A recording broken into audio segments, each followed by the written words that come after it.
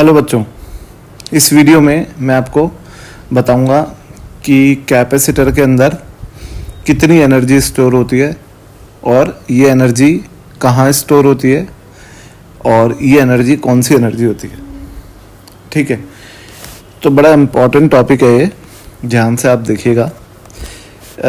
सबसे पहले हम एक बात करते हैं कि कैपेसिटर के अंदर प्लेट्स के बीच में एक इलेक्ट्रिक फील्ड होती है ना। और ये इलेक्ट्रिक फील्ड जो है कंजर्वेटिव फोर्स फील्ड है और इसीलिए इसी इलेक्ट्रिक फील्ड के अंदर इलेक्ट्रोस्टैटिक पोटेंशियल एनर्जी स्टोर होती है। हम अच्छे से जानते हैं कि पोटेंशियल एनर्जी हमेशा कंजर्वेटिव फोर्स फील्ड में स्टोर होती है और क्योंकि ये इलेक्ट्रोस्टैटिक फील्ड जो प्लेट्स के बीच में है ये कंजर्वेटिव होती है, इसीलिए ये electrostatic potential energy parallel plate capacitor के अंदर इलेक्ट्रिक फील्ड में स्टोर होती है। ठीक है, पहली बात तो ये। अब ये एनर्जी आती कहाँ से है? जब आप पैरेलल प्लेट कैपेसिटर या किसी भी कैपेसिटर को बैटरी से कनेक्ट करते हो तो बैटरी उस पर वर्क डन करती है, उसको चार्ज करने के लिए उस पर चार्ज सप्लाई करती है और इस प्रोसेस में जो है वो उसमें एनर्जी स्टोर होती है। ठीक है, तो यही हम करेंगे। तो मान लेते हैं हम एक बात कि सबसे पहले बेटा यहाँ पर क्या है कि ये एक कैपेसिटर मैंने शो किया हुआ है आपके सामने और ये कैपेसिटर पे शुरू में इनिशियली जो चार्ज है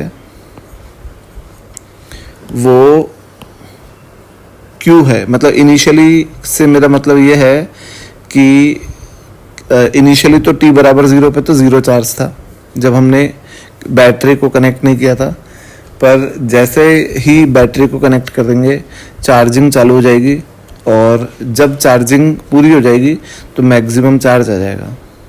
ठीक है, पर जब तक चार्जिंग पूरी नहीं होती, जैसे मैं आपको बताऊं कि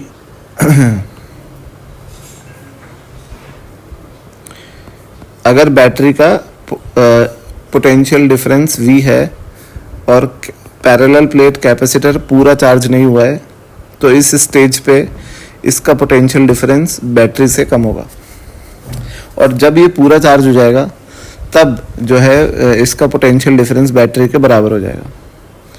तो यहाँ पे जो चार्ज है इस पे अभी इंस्टेंटेनियस चार्ज Q बराबर CVC है, जहाँ पे VC इस पैरेलल प्लेट कैपेसिटर की प्लेट्स का पोटेंशियल डिफरेंस है एट दिस टाइम। ठीक है, जो कि अभी ये पूरा चार्ज नहीं हुआ है, तो ये चार्जिंग चल रही है अभी। पर जब ये पूरा चार्ज हो जाएगा, कंप्लीटली चार्ज्ड, तब जो है पैरेलल प्लेट कैपेसिटर की प्लेट्स का जो पोटेंशियल डिफरेंस है वो बैटरी के पोटेंशियल डिफरेंस के बराबर ही हो जाएगा और इसीलिए चार्ज आगे फ्लो नहीं करेगा और फ्लो चार्ज नहीं करेगा, क्योंकि जो चार्ज फ्लो करता है वो higher potential to lower potential flow करता है और क्योंकि अब पोटेंशियल डिफरेंस 0 हो गया है तो चार्ज विल नॉट फ्लो। ठीक है, अब जो चार्ज आया है इस पे वो है Q0, जो कि अब मैक्सिमम चार्ज इससे ज़्यादा नहीं आएगा इस पोटेंशियल पे, तो Q0 होगा C/V।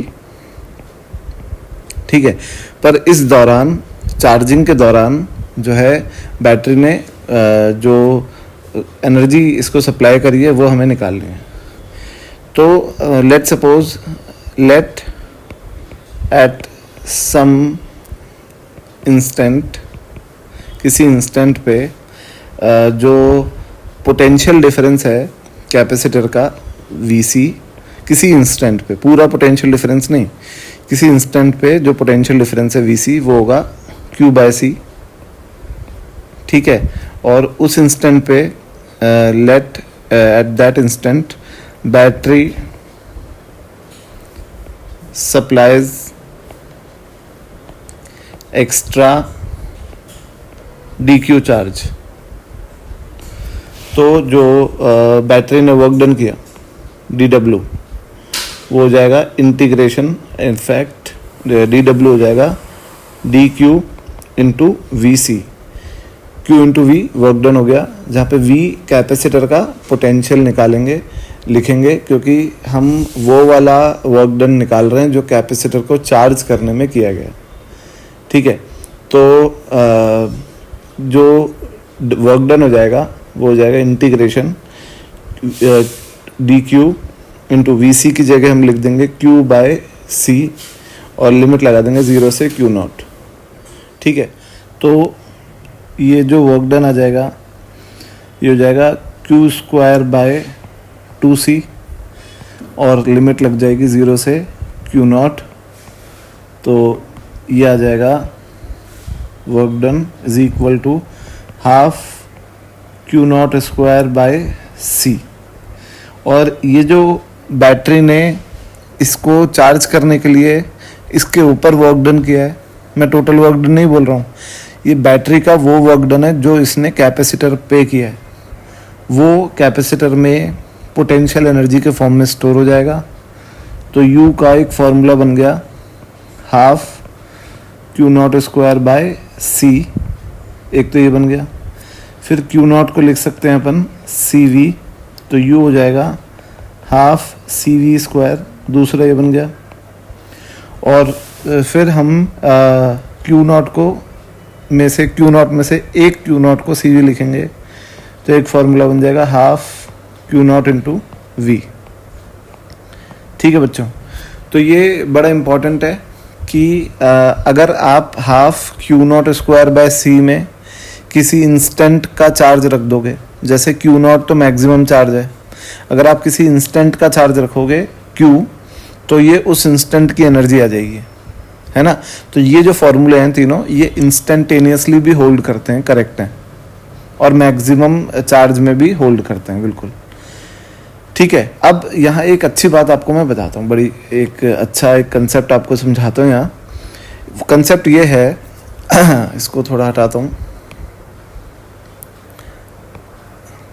कंसेप्ट एक बड़ा इंपॉर्टेंट है, ये इसको लिख देते हैं कि वर्क डन अगर निकालेंगे बाय बैटरी, तो बैटरी का वर्क डन आएगा charge supplied into potential difference of battery. तो वर्क डन बाय बैटरी आएगा चार्ज सप्लाइड है Q0 और पोटेंशियल डिफरेंस है V। ठीक है, अब आप भले ही Q0 को CV लिख दो, तो वर्क डन बाय बैटरी आ गया हाफ, इनफैक्ट CV स्क्वायर। तो अब सवाल ये उठता है कि work done by the battery CV square है और energy stored in the capacitor half CV square है, तो बची हुई हाफ CV स्क्वायर एनर्जी कहाँ गई।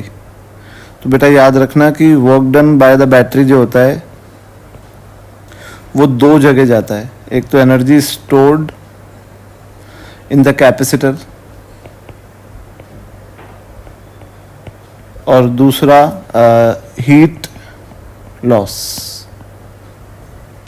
Across resistance.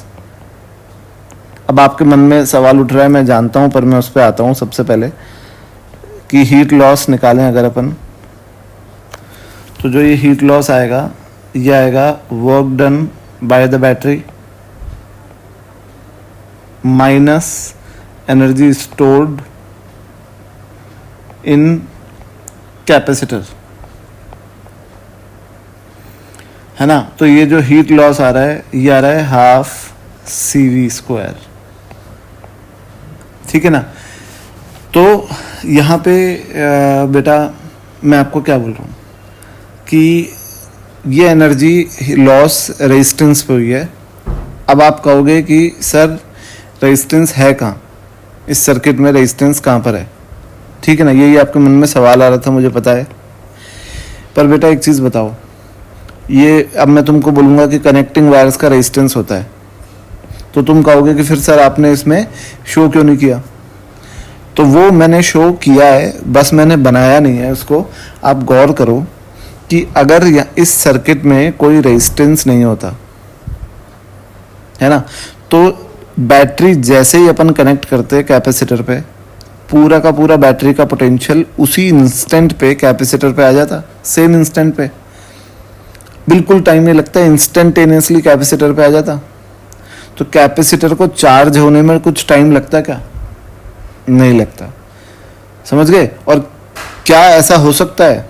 आपने ये भी नहीं सोचा हो कि सर आपने ये कैसे बोला कि जब कैपेसिटर और बैटरी पैरेलल में कनेक्टेड है तो कैपेसिटर का जो पोटेंशियल है वो बैटरी के पोटेंशियल से कम कैसे हो गया? पैरेलल में तो पोटेंशियल्स बराबर होते हैं। तो कम इसलिए हो गया क्योंकि बाकी बचा हुआ पोटेंशियल है ना, जो V माइनस VC, वो जो इस वायर्स का रेजिस्टेंस है उस पे आ गया है, बस वो मैंने शो नहीं किया है।